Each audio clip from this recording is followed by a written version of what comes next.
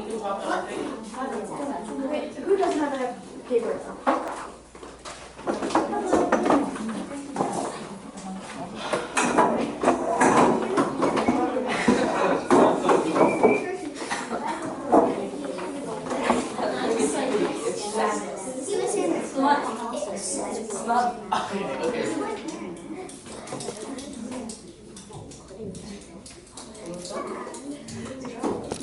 Good evening, everyone.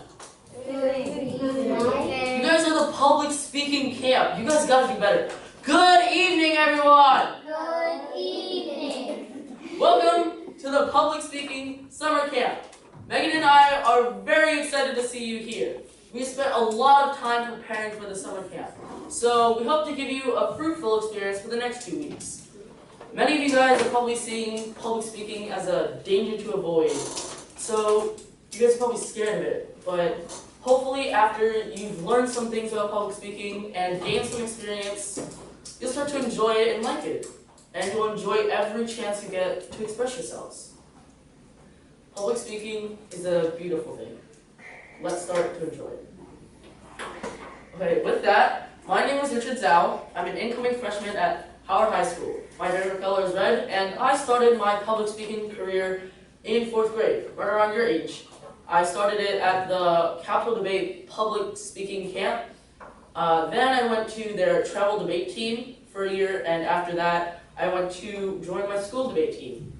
I have done a lot of speeches. I have done 2 speeches in front of the Board of Education to promote the Lunar New Year, and I have also completed the Toastmasters International program with Megan. Hi, my name is Megan Lee. Like Richard, I'm going to be an incoming freshman, but I'm going to Marys Ridge High School. I've also done the Capitol Debate Public Speaking Camp when I was in 4th grade, and then I joined my middle school's debate team in 7th grade. And like Richard, I've spoken from the Board of Education and completed the Toastmasters International Youth Leadership Program. So the way this program is going to work is we're here to help you guys become better public speakers. To do this, you have to practice public speaking, because you can't become a better public speaker without actually speaking in front of an audience.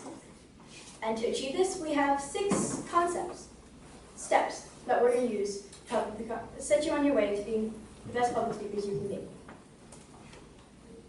One is prepare. It's where you write and you practice your speeches. This will have to happen at home because we only have an hour class every other day for 2 weeks. The other P is for present. It's where you present the 2 speeches that you're giving here in front of the rest of your classmates.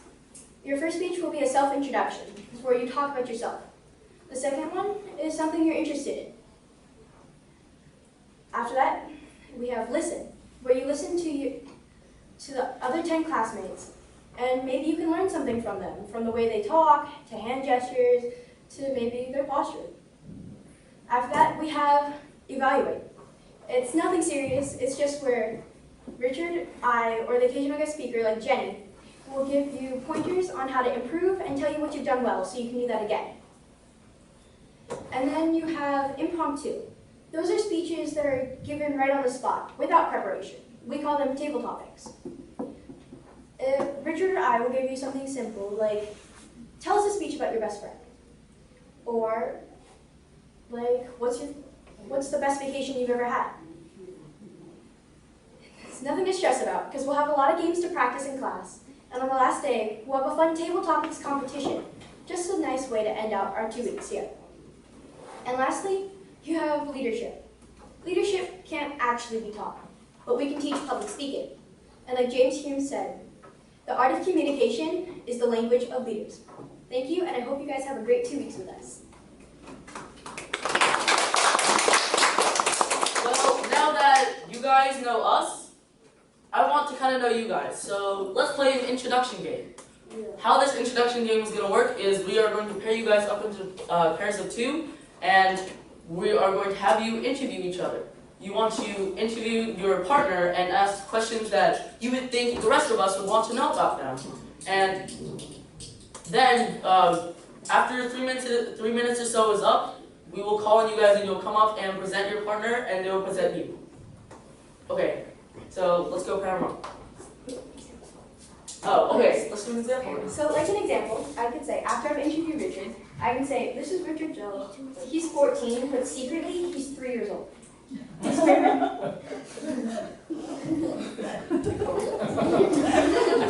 See, I'll back up. he's also very sensitive about his feelings, and he loves watching sad romantic movies. So, I have my friend Megan here. She is very, very lonely and reads her own little books. She spends her time in her fantasy world, dreaming up random things that we would probably not want to know here. Okay, so those are examples, but you get the gist. So, we'll pair you up, and then you'll ask questions like maybe what's their name, what grade they're going to, what school, favorite color, anything you feel like we should know about them. So you don't have to talk about yourself yet. So, hopefully you guys understand that we were just joking. Try to be more serious than us. Yeah, he's not actually 3, he's 5. Hey! You two are a pair. Okay. You two are a pair. You two will be partners? You two are a pair. Those two, and then can you go in this group? So for you guys, what you're gonna do is Emil, you can interview him, you can interview Jesse, and Jesse can interview Emil. It all works out. So we will give you 3 minutes and start. What is your name? You need this badge. You need a badge. Hello.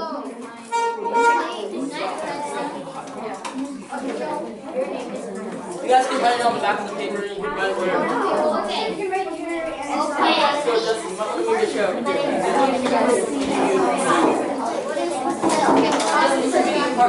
Ask her questions. So, there, you have one piece of information from this. Yes, you will. I'm not forcing you to memorize. Not me. Not me. Great! You guys come up first. Sorry.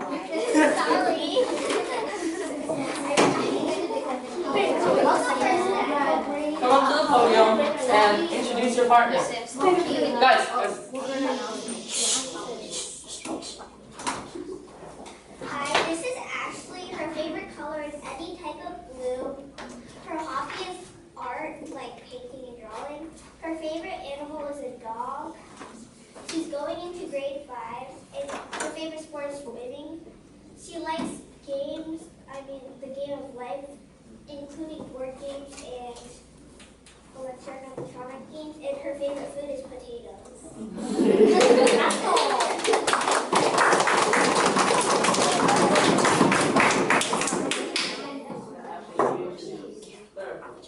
all. This is Clara. Her favorite color is teal. One of her hobbies is drawing. In school, her top 2 favorite subjects would be art or math. She's going to 5th grade and she loves tennis.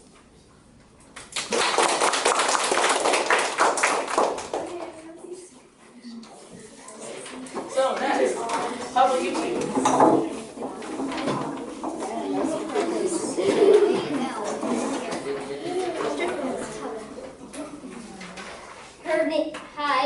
Her name is Molly. Her favorite color is green. She's going to Clarksville Middle School. In her free time, she likes to play volleyball and draw. She is 11 years old. She is going to 6th grade, and her favorite animal is a puppy.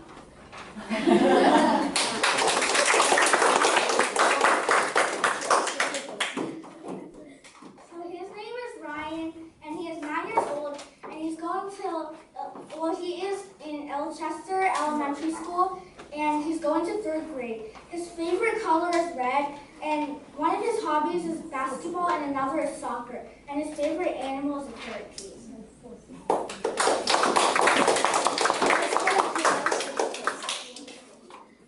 Okay, so let's keep the cycle going. How about Kevin and Emil? Clap it up. Okay, this is Kevin. He's 9 years old. He goes to Ilchester. His favorite color is blue. His favorite animal is hummingbirds. He likes to play tennis.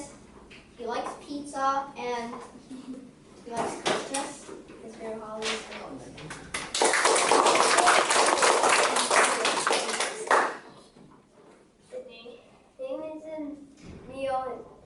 color is red. His favorite animal is a monkey.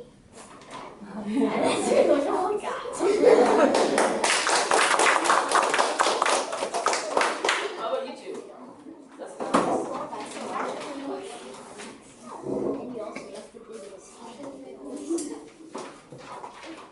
Hi,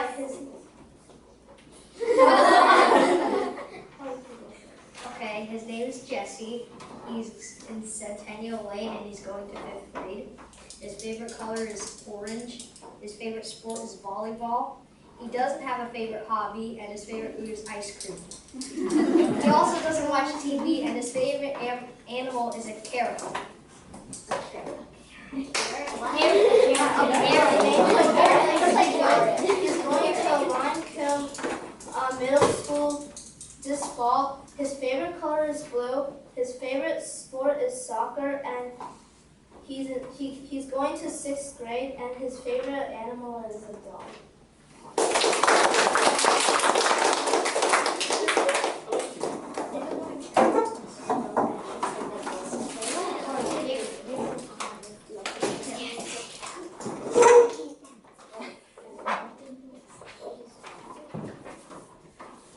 Who goes first? You. You should have just had this earlier. Okay, her name is Allie, as you can read, hopefully. And her favorite color is pink. And she's 10 years old and she's going to 5th grade. Her favorite animal is a panda. She told me to say it really loud.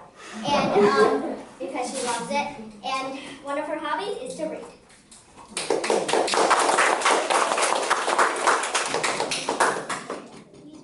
Her name is Iris. Her favorite color is light blue.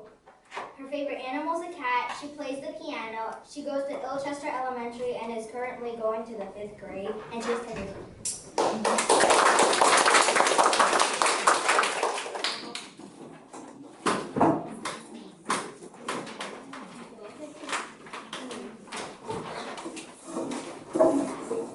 Her name is Estelle. She's going to 4th grade. Her favorite color is rainbow. She has an older sister. She likes to draw. She does ice skating and she plays flute.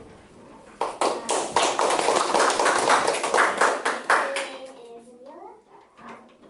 Amelia, and it's French. She's going to 5th grade. Her favorite color is purple. She has an older sibling. And her favorite hobby is to read. She plays lacrosse and she plays piano live.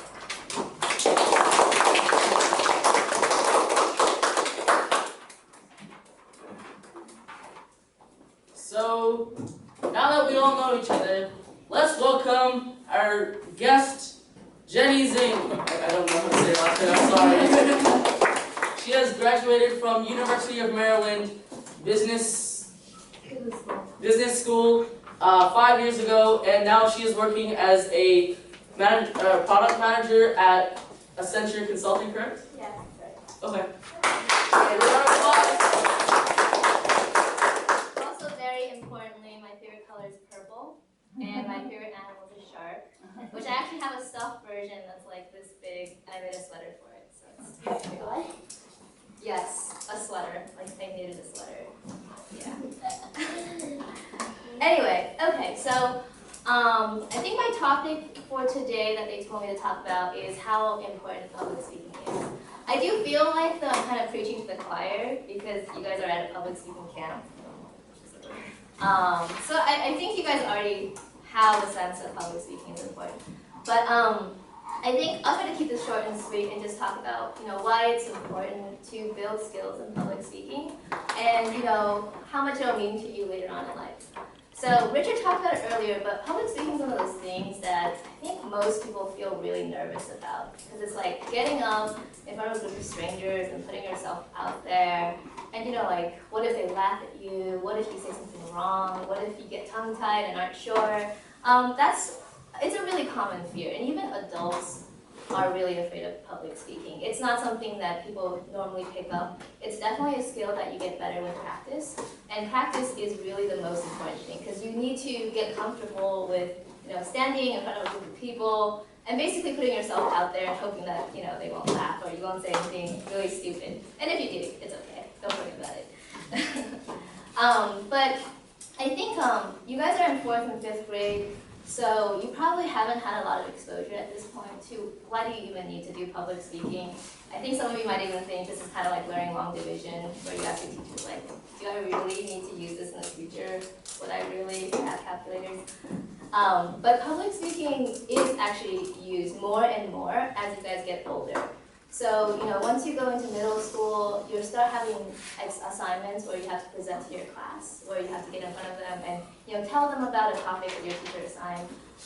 As you guys get into high school and college, it becomes more and more important that you can, you know, get in front of a group of people and tell them an idea or motivate them about a cause that you want them to, you know, be persuaded to follow.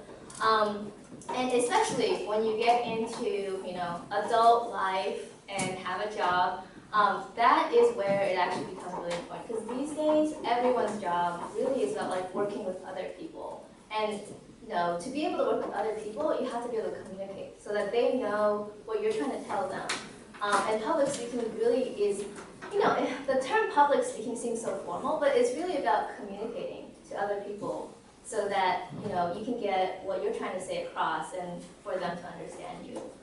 So that's pretty much the gist of it. I think, you know, as I've gone through school, as I started working, being able to speak in front of other people has become more and more important. And it's one of those skills that if you're able to get comfortable with it early, it'll help you a lot when you are, you know, going through all the other parts of your life, because other people usually do not want to put themselves in such an uncomfortable position where they have to practice, you know, being in front of other people and giving speeches. So I think it's great that you guys are at this camp, and I hope you guys have fun. You guys can ask me later any questions you have about my job. It's really difficult to explain, so I won't go into it here. I'll try to save some time. But yeah, so I hope you guys have fun.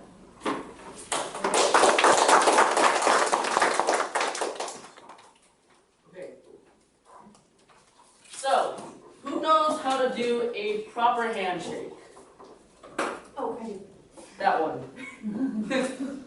So, I have a friend named Drew. He loves to do handshakes. He's really good at it too. So, I always remember his name whenever we're doing handshakes.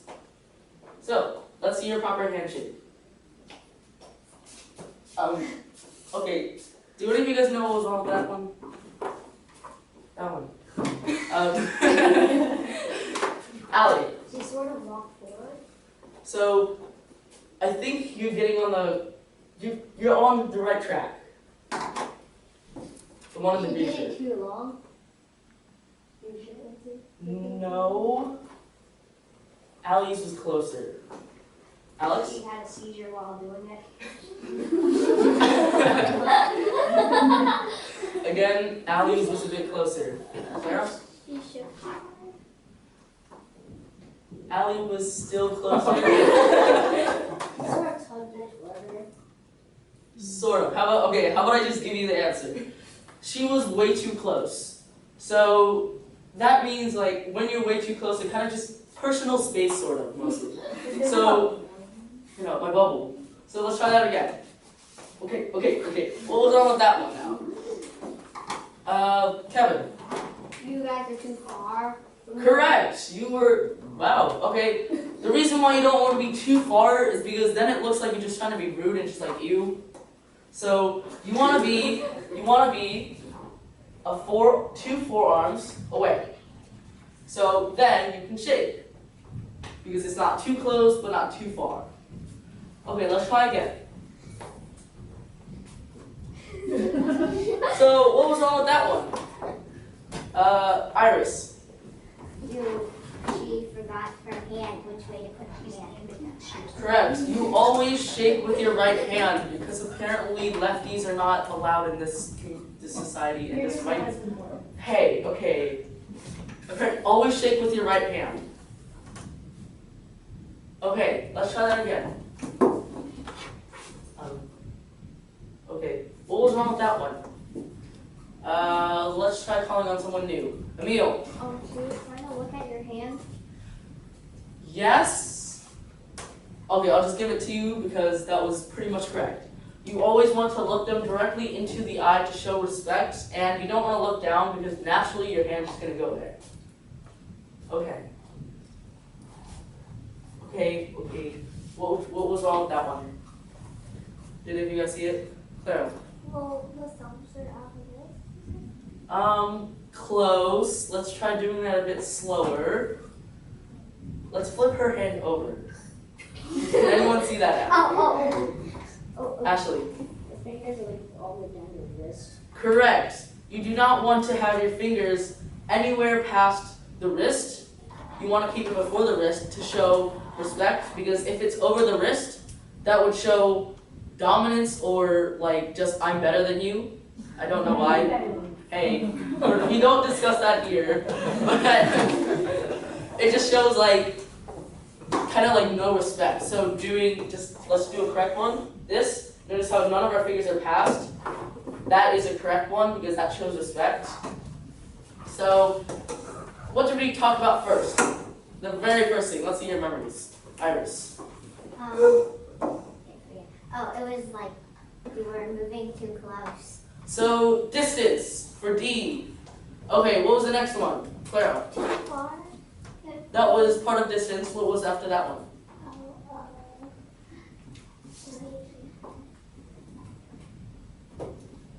Ashley. Wrong hand. Pretty much. So it was right hand. Always shake with the right hand. So that is for R. DR. And then what did we do after that one? Jesse. Eye contact. Correct. We did eye contact. E. Now, who knows the last one? Alex. Wrist for W. Drew. Thank you, Drew. Okay. So. Okay. Next. Okay, now we're gonna shake all your hands so you guys get an idea of how this is gonna feel. So you guys get like real life experience on how to shake a hand properly. Okay, so let's see your shake. Eye contact. Look up at my eyes, not at your hands. Okay, let's try that again. Good. Eyes first. Let's try that. Look at my eyes, not the hand. Good job. Good. Great. Make sure your arm is not bent. Keep it there. But I know it's kind of awkward over the table, but that's Look at good. me. Many of you may be wondering, what's so special about public speaking? I talk from the time I wake up to the time I go to bed. And some of us don't even stop there. So I should be a pro at it, right? Well, there are certain differences between public speaking and the everyday conversations you have. Can any of you guys name a few of them? Clara. Socializing. Sort of. Iris. You're talking in front of a whole audience. That is actually one of the good points. Yes, that is good. Any more? There's pressure on you. Sort of getting closer. Any others? Alex. You talk to a bunch of random people. Kind of. Let's see if I remember your name. What is your name? Estelle. Estelle. You're talking in front of a room full of people you don't know. Yes. Okay, let me just give you the answer. So first, public speaking is very different from the conversations you have every day because like Estelle said and Iris said, you're talking in front of an audience larger than maybe just one or two people, like your friends when you're having a conversation. A second difference would be that public speaking is usually a lot more formal than just your conversations every single day. And great, you got it. And third, public speaking always has a purpose, either to entertain, to persuade, or to inform. Now, every single day, whenever you're talking, it might not always have a purpose though. So, in the presentation I will try to teach you some basic public speaking skills and easy techniques you can learn and put into and apply to your speeches you'll be doing for the next few classes. And hopefully you'll learn something. So pay attention, or at least pretend to pay attention. Okay, so what consists of a good speech? Well, there are two main components. One of them is content. A well-written speech that can move your audience. Once you have that, you have a good foundation for a solid speech. So, now we're not exactly talking about like a writing essay for... We're not exactly talking about a writing essay for school, and this is public speaking. So the next part is just as important as content. It's, as Megan already put up there, delivery. So, you have to be able to perform your speech on stage and deliver it in a powerful and influential way to, make an impact on your audience. Okay. So, like everything else you do in life, a good speech starts with good and thorough preparation. You want to give yourself ample time to prepare and rehearse. When you first start to prepare, what you want to do is brainstorm. Just think of a bunch of questions on what your topic is. Try to think about what do you want your audience to know, and write all those questions down on a piece of paper. After you have as many questions as you can think of down on a piece of paper, start trying to answer them, only with your mind. Use only your prior knowledge to answer as many as you can. After you finish and you can't answer any more with your head, go online, use books, your parents, use different resources, whatever you want, to answer the rest. After you have all those questions answered, start, how much worse can it get? So, to prevent that, all you have to do is really know your topic. Don't be like an expert in the field, like actually master it. That'll take a lot of research and preparation. That's why you want to give yourself enough time. But you want to have more information in your head than what is given in the speech. Some professionals even say that you should have 40 times the amount of information that is given in the speech. And a lot of experts have done studies on this, and they've said that 90% of the work is done before you step on stage. So when you're listening to a good speaker, they usually can take you on an emotional roller coaster. They can make you laugh and cry, all in one speech. How can they do this? Well, they connect you to their speech. So all the emotions that are put into there, you feel. And good speakers can also hold the attention of the audience throughout the speech, almost like magic. And all you have to do is be able to connect your listeners and audience to that speech. So, a lot of you guys may be thinking, well, how am I supposed to do that? Actually, the answer is quite simple. Just put things into your speech that are relatable, or your audience can imagine themselves in. So,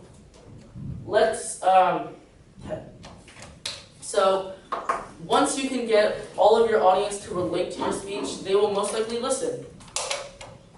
No matter if you're talking to 10 people in a classroom or 1,000 people in an arena, you want to make it so that every single person in the audience feels like they are having a one-on-one conversation with you. So, making people laugh is very good for a speech. It can help connect people to your speech, and most importantly, it can help hold the attention of the audience. So, if you're thinking right now, I'm not exactly the funniest person in the world, so I probably shouldn't be using humor. I might mess it up. Think about a restaurant. It might not be the best restaurant in the world, but people still go and eat. Why? Because it provides food. Most speakers speak for one of two reasons: to inform or to persuade. In either form, you're trying to send out a message to your audience, and you're hoping they're going to receive it. So that's why emphasizing and re-emphasizing your main points are so important. A good rule of thumb that most speakers use is to tell them what you're going to tell them. And then tell them what you just told them. you want to have a good opening and closing, a very strong one, because in the beginning, you want your audience to know that what you're about to tell them is very important to you. So since you're better than them, they have to listen. And during the speech, you want to convey your message to them in a way they can personally relate to it. And at the end, you want to leave them off with something like an inspirational quote or an interesting statistic for them to think about even after they leave the room.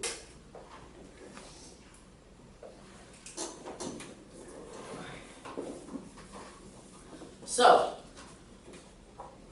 a lot of novice speakers feel like, oh, I just give it a few hours and I'll be fine. But the truth is, you can't just give a speech a few hours and it'll be fine. Rehearsing is very important. And so that's why you should be practicing, practicing, and practicing. A good rule a lot of good speakers use is the 3 steps of rehearsal.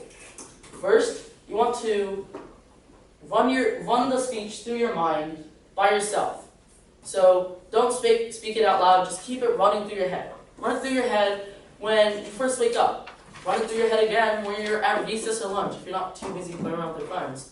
And then run it through your head again right before you go to bed. Do this for a couple of days and you'll be amazed at how many new ideas will come to your head. The second step, once you've gotten comfortable with your information, is to rehearse by yourself again, but this time say it out loud. Practice in a mirror. And then once you feel comfortable and confident enough, the third test you have to pass is to speak in front of your parents and your friends. Gather them and deliver your speech. Ask them for honest feedback on how they thought you did. Once you have passed their examinations, then you're ready to go on stage. On the day you go up, all that rehearsing will finally pay off, especially when you're nervous and you're thinking, I can't do this. Just relax and go into auto drive. All that rehearsing and practicing you did will now present the speech for you. And remember when I said closer to the beginning that 90% of the work was done before you even got on stage? I wasn't kidding. So, a lot of new speakers feel that a lot of new speakers are always afraid of the stage and they feel nervous because, oh my gosh, it's scary, people are going to watch me. But it is totally okay to be nervous. In fact, a lot of good speakers are nervous. Some people even said, I would rather be shot than go up and speak. Let's take Abraham Lincoln as an example. One of his closest friends once said, Lincoln would be very nervous in the beginning of a speech. He would step on stage and look flustered and his voice shrill and unpleasant. But after a few lines, he would be completely at ease and the real speech began. So, as you can see, even great speakers, like the Abraham Lincoln, get nervous in the beginning of a speech. In fact, research says that being nervous is not always bad. It may sharpen the mind, and it can make people more self-conscious about things like posture. So, we have talked about two effective ways to overcome your nervousness. First one was to rehearse and know your topic, and the second one was practice. Lots and lots of practice. Fear comes from a lack of confidence. A lack of confidence comes from a lack of practice. So if you practice enough, you will not fear the stage because I'm prepared for this. Okay, eye contact. We said that it is very important to make your audience feel like they're having a one-on-one with you. So the best way to do this is by keeping eye contact. If they feel like you are directly talking to them, they'll be more personally connected and they'll pay closer attention. So eye contact is a fundamental speaking skill that can connect your listeners to you and to your speech.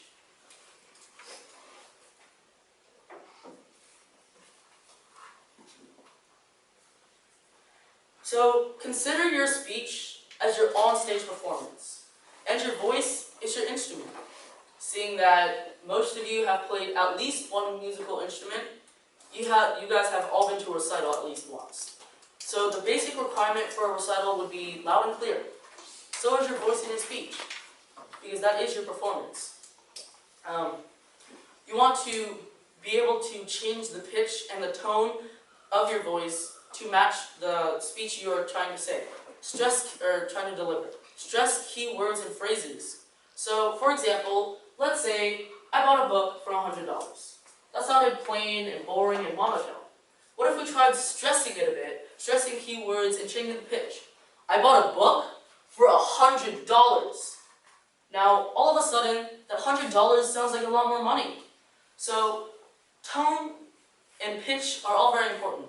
Tone is also tone is important too, because say you're giving a speech at a welcome party. Well, you're obviously going to want to sound happy and excited, but compared to say you're giving a speech at a funeral, you don't want to sound happy or excited, because there's obviously something wrong there then. So, good speakers use lots of hand gestures. Using subtle motions during your speech can really draw in your listeners visually. And we've already talked about how to audibly draw your audience in with changing your pitch and changing your tone. But visually, we still haven't done much. So let's say you're describing your camping trip in your speech. I saw a bear 8 feet high. Well, audibly, that sounded incredible, but visually, there was still nothing. Let's try that again. I saw a bear 8 feet high. Now, visually, they're also appealed, and audibly, they're appealed. So this can really help keep the audience's attention, and just like the pitch of your voice, your hands can help emphasize. Stage movement. Most people are more or less a little bit nervous when they first walk on stage. So the nervous energy that comes with that makes them look unprepared because they look jittery and jumpy. So use that nervous energy in a natural way by walking around on the stage. And by performing correct stage movement, you can make it feel like the audience can feel that you're directly talking to them. So, before I conclude my presentation, I have some bad news. The bad news is, we can't exactly make you the best speaker in 2 weeks. Public speaking is a long journey that you'll embark on. And you'll become better at it every single day because you'll be practicing in school and later, as Jenny, practicing in the future as for work. And so, public speaking is a bit like a plane ride. It can be smooth and it can be bumpy. I'm very excited to be on this journey with all of you, and I hope that some of the things that you learned in this presentation will help you and you can apply some of the knowledge you have learned here into your next speech. Because as Megan already has said, you guys will be doing 2 speeches. And so hopefully you can apply some of the information you have learned from this into your speech. So for those who listened, welcome aboard. For those who didn't, good luck. I am open for questions now. Anyone have any questions? No?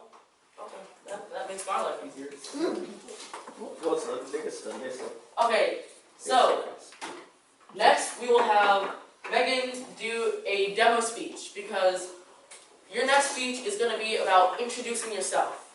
And you guys probably want to see someone who's already done it before and a good speaker do it. So Megan here will demonstrate what it would look like.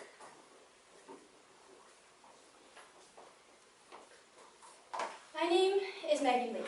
In 2016 was my 6th year as a competitive swimmer. I started learning how to swim when I was 4 years old, and I loved it. So I was excited to hear, at age 8, that my mom had signed me up for a year-round swim team. More time in the pool and getting faster was going to be fun. What could go wrong? With high expectations in mind, I went to my first practice with the Columbia Clippers, and then my second, and then my third. After that, I told my mom I wanted to quit. Swimming wasn't as easy peasy lemon squeezy as I thought it was. It isn't about just going through the motions and poof, suddenly you're faster. It's about improving technique and pushing to the next level. And to my disappointment, I wasn't actually the next Michael Phelps. Turns out, I wasn't even good at all. Swimming was nothing like swimming catch up. Everyone else had been on the team for years. Quitting seemed like the best option, because what was the point of staying when I kept getting my butt handed to me, when I wasn't fast enough?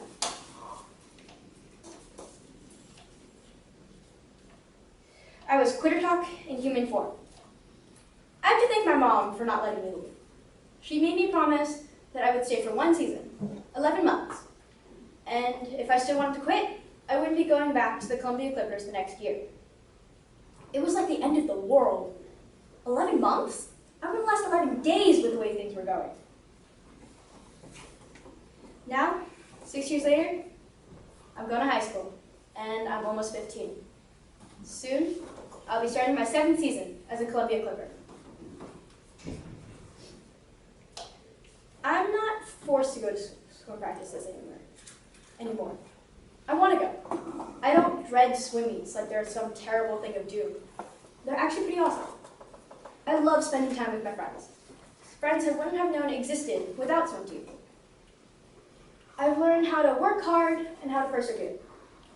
I've learned how to not compare myself to others, but rather compare myself to me. Because if I'm better than I was yesterday, I'm happy. I've learned how to apply this concept to the rest of my life, because this is important to know. 6 years ago, I wanted to quit swimming. Now, I can't imagine my life without it. Thank you very much.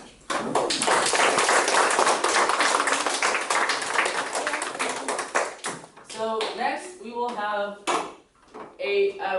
our guest Jenny do a demo evaluation to show you kind of what it's going to be like. You want me to come up there? So.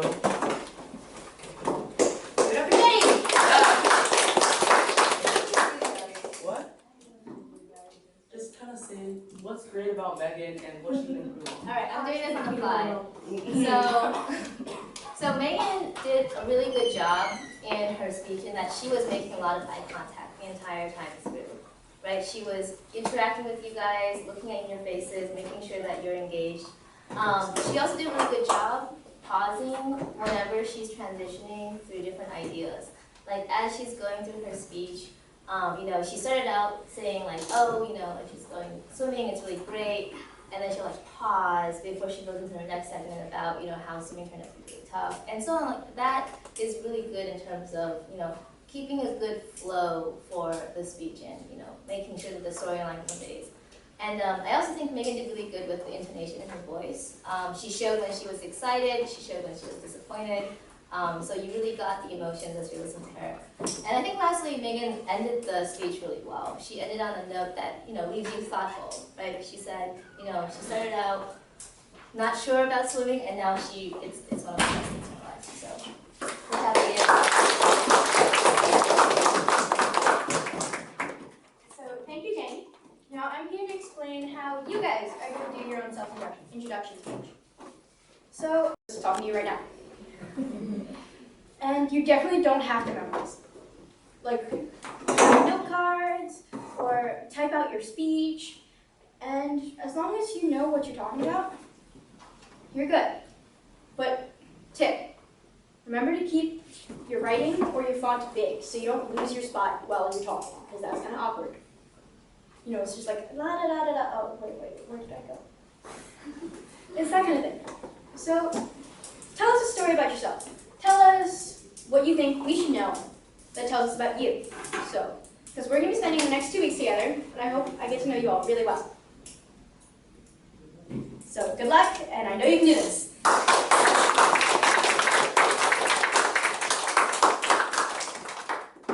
we're approaching 7:30, and that is my bedtime, sort of.